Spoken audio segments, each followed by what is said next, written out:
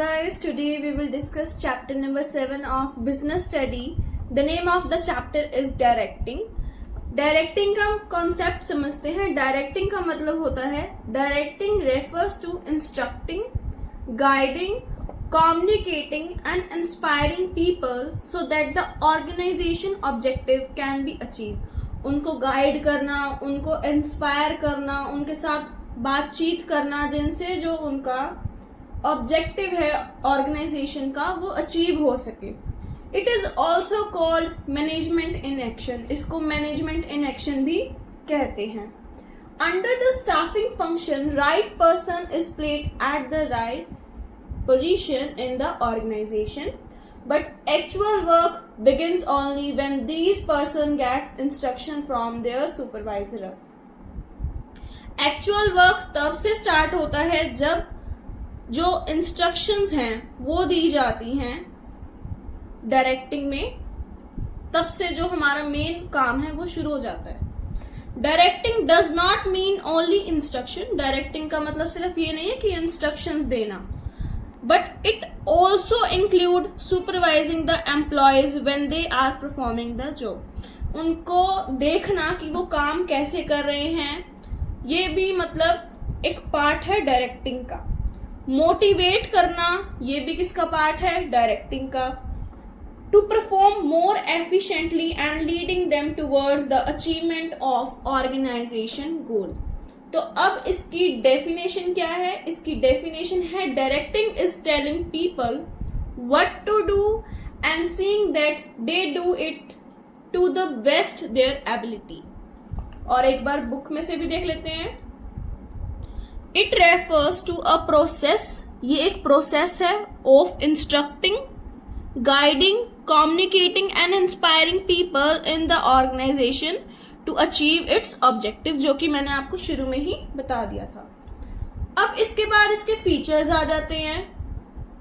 Next topic is features of directing. अब यहाँ पे 4 फीचर्स हैं डायरेक्टिंग के. Number 1 is directing initiated action. इसका मतलब क्या है? Under the function of staffing direct persons are appointed at direct position, but they can not start their job until they are informed about what to do, how to do. The manager perform this work through direction. Direction के बाद ही जो काम है वो begin होना start हो जाता है. यहीं से अगला आता है कि ये pervasive है. Pervasive मतलब directing is a pervasive function because it is required at all the level of management. Her level of management पे directing जो है वो use होता है, इसीलिए pervasive है ये. Every manager has to supervise, guide, motivate and communicate with his subordinates to get things done. Next is directing is a continuous process. जो directing है वो एक continuous process है. Directing is a continuous process. The work of a manager is not issuing directions and instruction. He has to review the work of his subordinate and guide them correctly and also motivate them from time to time. Time to time motivate करना, guide करना. और अगला आता है last is directing flows from top to bottom. डायरेक्टिंग कैसे flow होगा? Top to bottom. It start from the top level management and end at the supervisory level of management. इसके बाद इसके इम्पोर्टेंस आ जाते हैं और सबसे पहला इम्पोर्टेंस आता है इट इनिशिएट एक्शन. इसका मतलब है under the function of staffing right persons are appointed at right position but they can not start their job until they are inform about what to do, how to do. The manager perform this job through direction. Direction से ही यहाँ पे उनको सब काम पता चल पाएंगे, वो शुरू कर पाएंगे काम अपना. अगला आता है it integrates employ efforts. It second point है ये, it integrates employ efforts. Many employ work in an organisation. The activities of all are correlated. Directing initiates employee efforts in such a way that every individual contributes to the organization goal. अगला आता है third point is it attempt to get the maximum out of individual. इसका example समझते हैं third point का. For an example, a worker was not comfortable to operate machine A. Instead he could operate machine B comfortably. His manager suggested to him to take over the charge of machine B. His action of the manager motivates the worker to work with his full energy. अगला आता है fourth point, it facilitates implementing changes. तो इसका मतलब होता है an organization operates in a changing environment. एक organisation क्या होता है, चेंजिंग एनवायरमेंट में काम करता है. Employees are generally have to tendency to resist changes. और एम्प्लॉयज उन चेंजेस को चेंज भी करते हैं जब चेंज होता है तो कोई भी एनवायरमेंट में. Effectively directing through motivation, communication and leadership reduce. Next point is fifth last point is it create stability and balance in the organisation. एक स्टेबिलिटी क्रिएट करता है और एक बैलेंस क्रिएट करता है ऑर्गेनाइजेशन में. Sometimes there is a clash between individual and organization objective. Directing helps to settle down these clashes and create a balance in organization. जो directing है वो सेटल डाउन करता है सारे क्रैशेस को फेस करके और एक बैलेंस क्रिएट करता है ऑर्गेनाइजेशन में. इसके बाद अगला टॉपिक है एलिमेंट्स ऑफ डायरेक्टिंग. तो 4 एलिमेंट्स ऑफ डायरेक्टिंग है. सबसे पहला supervision. Supervision means instructing, guiding and monitorize the employees while they are performing job in the organization. Or second is motivation. Motivation can be defined as inspiring the employees to perform their best capability. उनको inspire करना जिससे वो अपनी best capacity लगा सके. अगला आता है यहाँ पे थर्ड पॉइंट जो कि है लीडरशिप. लीडरशिप का मतलब होता है ये एक process of influencing the behaviour of people towards the achievement of organisational goal. And the last is communication. Communication is the process of passing information. Pass करना इंफॉर्मेशन को, क्या हो सकता है वो कोई आइडिया हो सकता है, वो कोई व्यूज हो सकते हैं, वो कोई फैक्ट्स हो सकते हैं, वो कोई फीलिंग्स हो सकती हैं. From one person to another, एक पर्सन से दूसरे पर्सन में जो है ये पास कर सके इंफॉर्मेशन को. क्या क्या हो सकता है वो, आइडियाज, व्यूज, फैक्ट, फीलिंग, ये सब. इसके बाद हमारी 7.2 स्टार्ट होती है जिसमें सबसे पहले मोटिवेशन का मीनिंग आ जाएगा. क्या होता है, to motivate is to induce people to act in a desire manner. इसके बाद इसके फीचर्स आ जाते हैं. सबसे पहला फीचर होता है motivation is an internal feeling. Motivation क्या है, इंटरनल फीलिंग है. इसका मतलब होता है it can not be force on employ. The internal feeling such as need, desire etcetera influence human behaviour to behave in a particular manner. अब example है desire to have a new house. एक desire है कि new house ले, new car ले, respect ले, recognition ले, ये सब ले. ऐसे ही अगला है यहाँ पे motivation produce goal oriented behaviour. Motivation induce people to behave in such a manner so that they can achieve their goal. अब एग्जाम्पल है कि if a person has to motivate to get promotion, उसको motivate करना है जिससे कि वो promotion ले सके.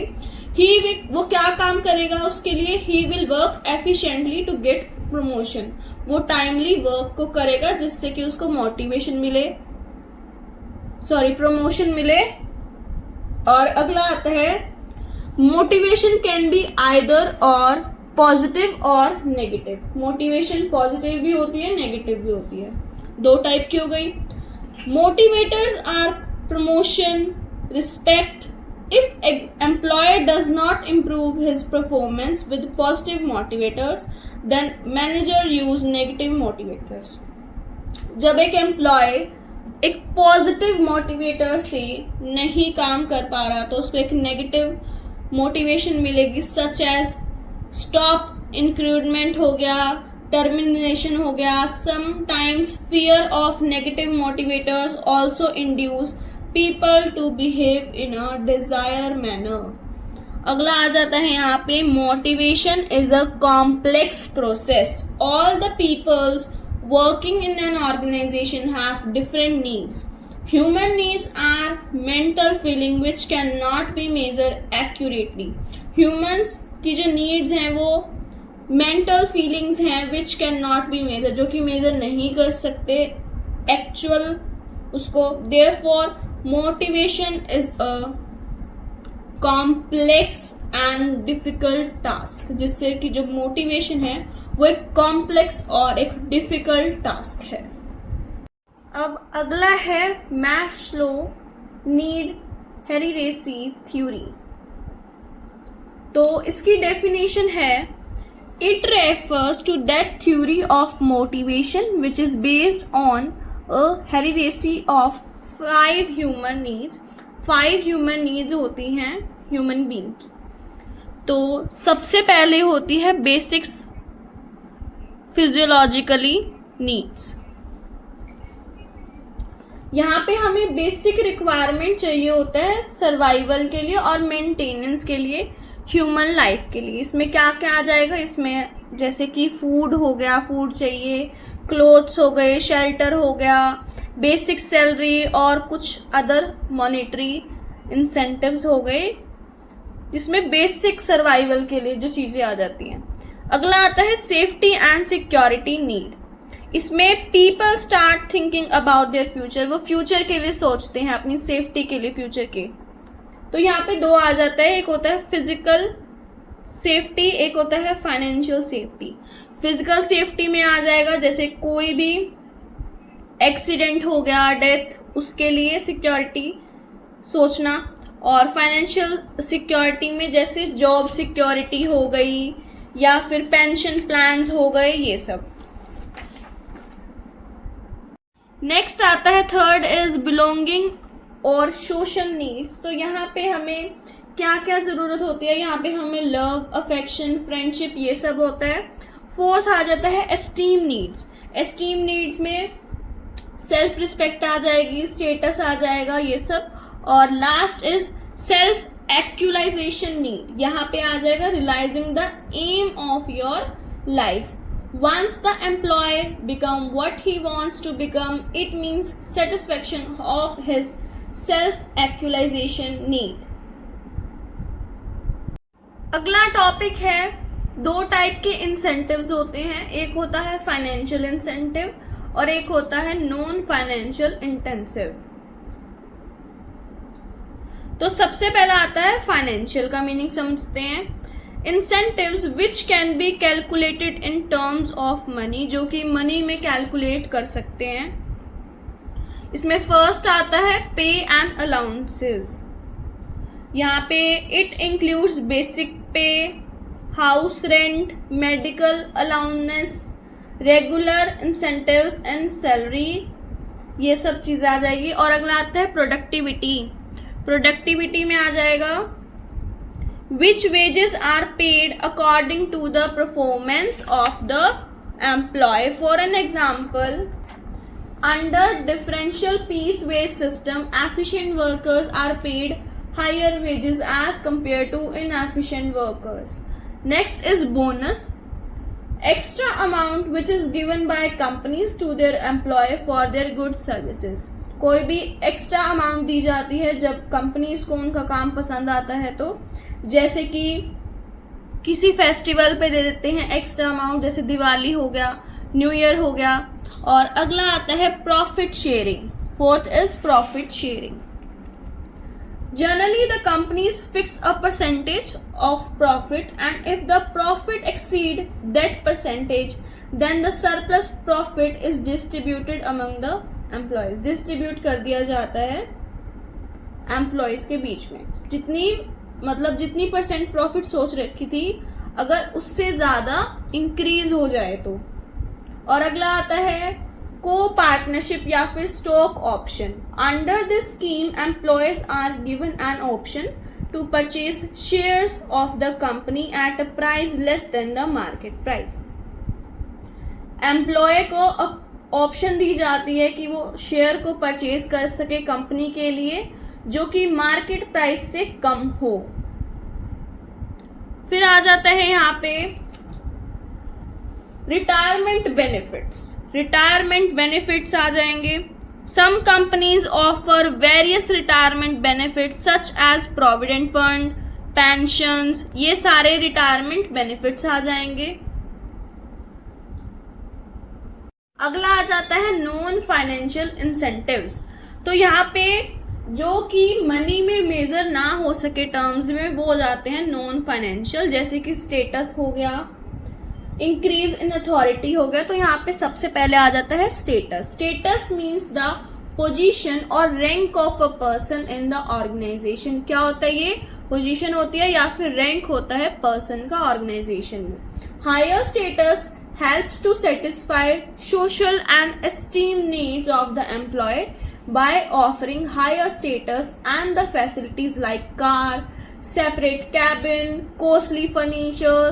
Manager can motivate the employee. इससे जो मैनेजर है वो मोटिवेट करता है एम्प्लॉयज को। अगला आ जाता है यहाँ पे ऑर्गेनाइजेशनल क्लाइमेट।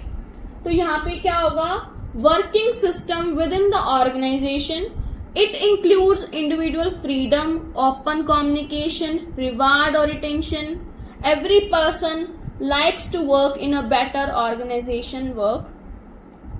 हर पर्सन चाहता है कि वो एक अच्छे ऑर्गेनाइजेशन क्लाइमेट में वर्क करे।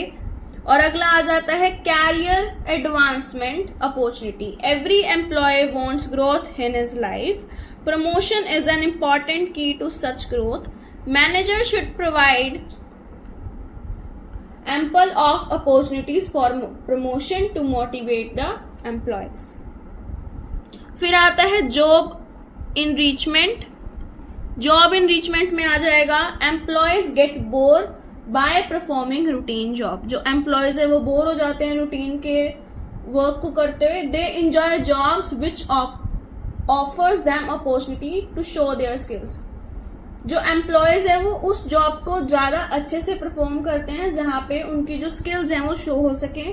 Bye offering challenging and interesting jobs employees can be motivated.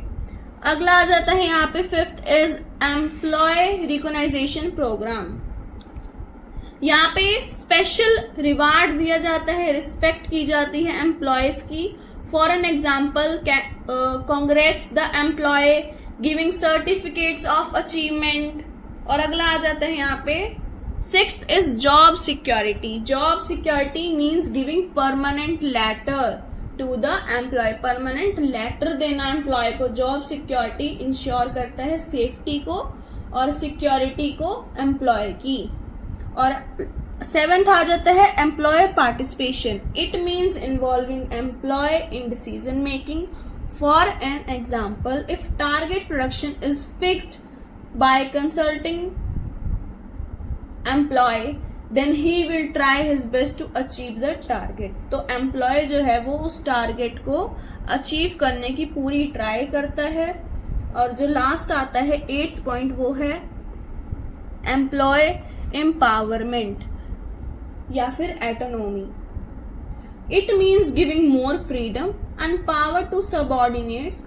Power देना सबऑर्डिनेट्स को, फ्रीडम देना। When the power of the employ increases, जब पावर जो है वो एम्प्लॉय की इंक्रीज हो जाएगी, they consider that they are doing some important work in the organisation. These feeling motivates them. तो उनको लगेगा कि जो उनका काम है वो और भी ज्यादा उनके लिए इम्पोर्टेंट हो गया, जिससे कि वो मोटिवेट हो पाएंगे। तो आज हमने 7.1 और 7.2 करी है।